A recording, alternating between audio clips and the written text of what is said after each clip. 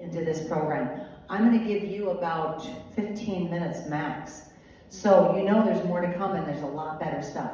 But let's start out by saying, see the dentist regularly. How many people say that do see the dentist regularly? And you can lie, because I wouldn't know. You can tell me the truth too, okay? Alrighty. Well, let's talk about what is regular. Okay, so here we've got professional dental cleaning frequency. This is from the ADA.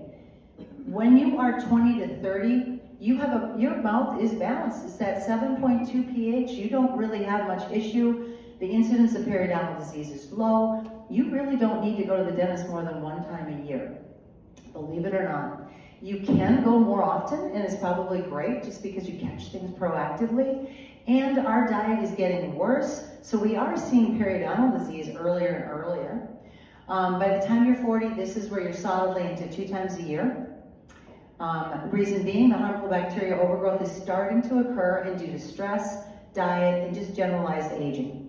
By the time we're 50, I see a plus after that 2 times a year, especially for women. The oral pH is changing with hormonal changes due to menopause. Dry mouth is becoming an issue. This lowers our oral pH, which hurts good bacteria.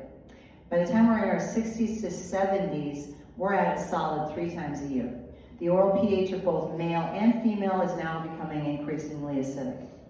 And if you're lucky to get into your 80s, 90s, and 100s and beyond, you should be definitely talking to your dentist about moving up between 3 for sure, but going to maybe even 4.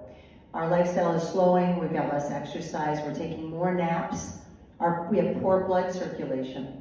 All of this leads to further reduction in our body's pH. This is a critical time to increase your oral health care substantially.